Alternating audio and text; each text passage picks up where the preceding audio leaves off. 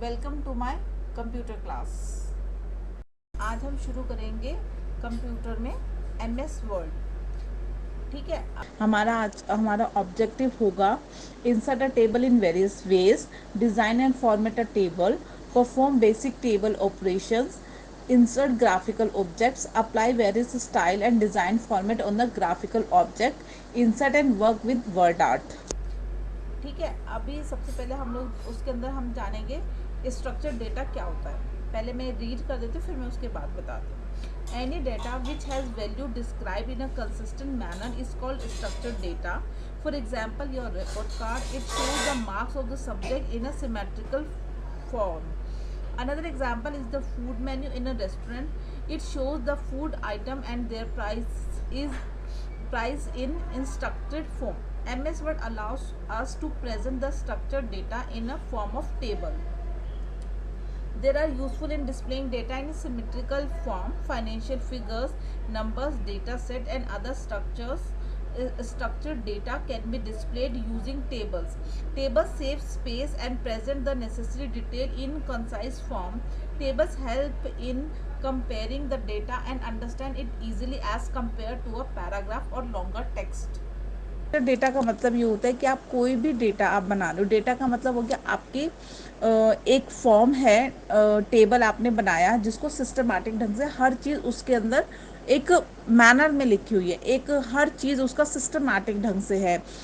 सबके फ़ॉन्ट वगैरह आपके प्रॉपर वे में है, आपके अलाइनमेंट्स प्रॉपर वे में है, आपकी जो फिगर्स लिखी हुई हैं वो बिल्कुल प्रॉपर मैनर में है, तो उसको बोलते हैं हम स्ट्रक्चर्ड डेटा। अब जैसे एग्जाम्पल की तरफ पे देखो, मैंने एक ही रिपोर्ट कार्ड के लगाया है आपके पास। अब इसके अंदर देखो, हर इसके अंदर सब्जेक्ट्स कितने प्रॉपर ढंग से लिखा हुआ है, प्रॉपर वे में लिखा हुआ है, उसके मार्क्स प्रॉपर वे में लिखे हुए हैं, उसके सब्जेक्ट, उसके ग्रेड्स बिल्कुल प्रॉपर वे में लिखे हुए हैं, एक के नीचे एक बहुत सिस्टमैटिक ढंग से लिखे हुए हैं। तो इसी को ही बोलते हैं स्ट्रक्चर्ड डेटा। ऐसे ही जैसे एक आप इसमें देखो, दूसरा देखो, ये एक मैंने मेन्यू लगाया है, इसके अंदर देखो बर्गर है, इसमें जो जितने भी इसके डिशेस के नाम है वो देखो बिल्कुल प्रॉपर वे में लिखे हैं, बिल्कुल सिंक्रोनाइज है, एक एक लेटर्स, एक एक लाइन बिल्कुल सिस्टमैटिक ढंग से लिखा हुआ है। अब मैंने एक डेटा तैयार किया है इस टेबल के थ्रू। अब मैं इसको समझाती हूँ आपको। देखो, हमारे टेबल्स में ये जो हॉरिजॉन्टल्स होती हैं इनको हम बोलते हैं रोज, और जो ये वर्टिकली होता है, जैसे ये मैंने पर्पल में ये मार्क किया हुआ है, ये हमारा कॉलम है। तो ये कॉलम हो गया वर्टिकल और ये रोज हो गई हमारी हॉरिजॉन्टल। तो जो अब इसके अंदर देखो कितने कॉलम्स हो गए, 1 2 3 4 5 6, यानी कि देखो ऐसे वर्टिकली में ये हमारे कॉलम्स हो गए। तो 1 2 3 4 5 6 कॉलम्स हो गए।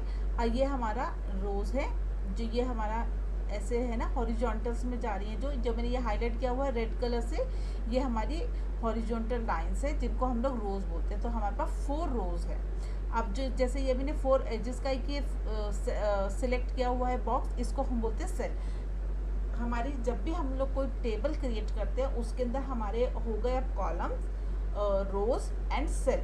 There are 3 types of section which go cell, column and rows.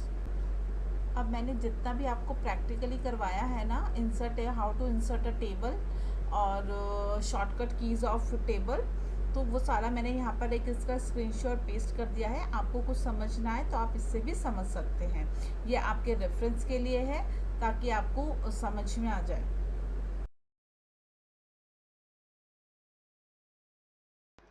अब हम कुछ इस टेबल के अंदर कुछ हम शॉर्टकट्स की करेंगे जो कि हम लोग कीबोर्ड से यूज़ करेंगे।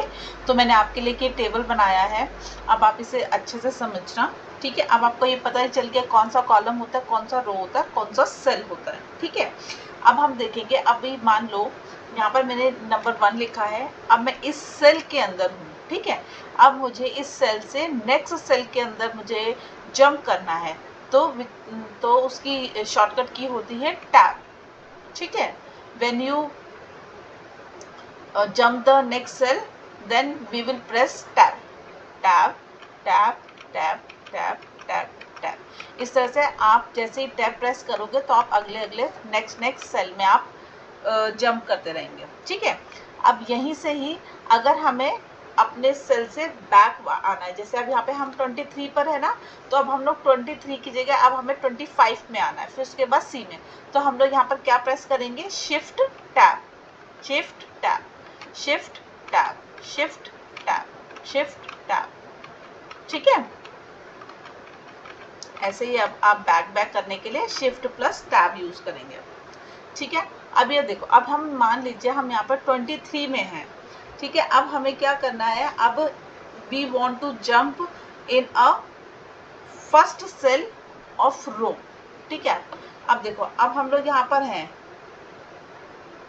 ये रो में है हम लोग। अब इस रो के ये नंबर 3 जो ये मैं हाईलाइट कर रही हूँ, ये वाली, ये हमारी लाइन है जो मैंने सिलेक्ट किया रो।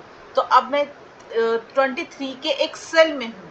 अब if we want to jump in a first cell, then what is the shortcut key, shortcut key होगी हमारी ऑल्ट प्लस होम।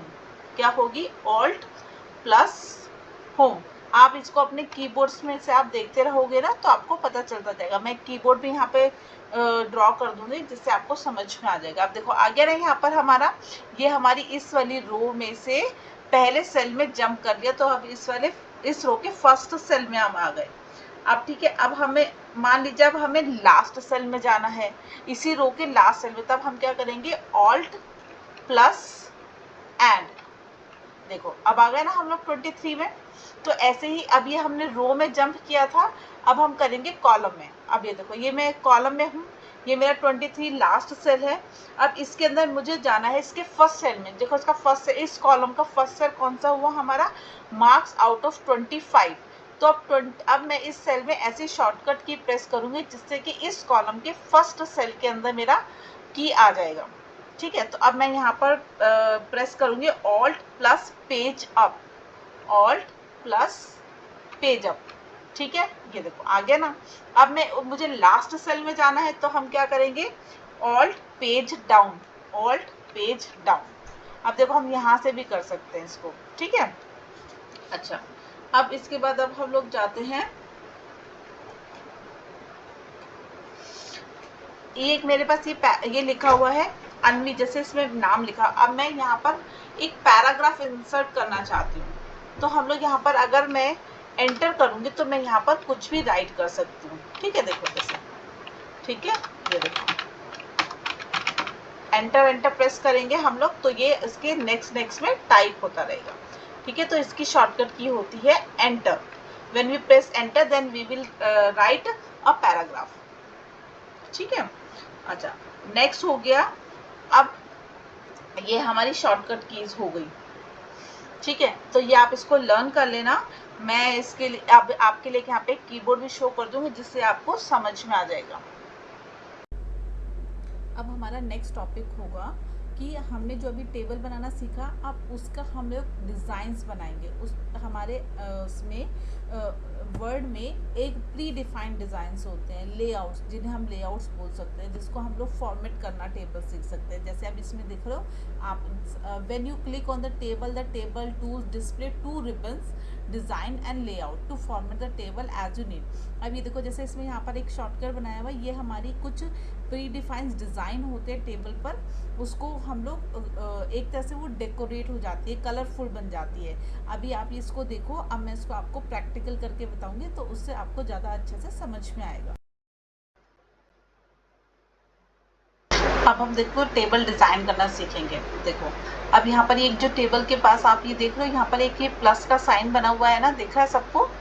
तो जब आप इस पर क्लिक करेंगे, डबल क्लिक करेंगे आप, तो आपको यहाँ पर ऊपर ये एक ना डिज़ाइन दिख जाएंगे आपको। देखो, ये इतने सारे डिज़ाइन से बने हुए हैं डिज़ाइन। आप इसमें से कोई भी सिलेक्ट करेंगे ना, तो देखो ये ऑटोमेटिकली इसके ऊपर अप्लाई हो जाता है डिज़ाइन।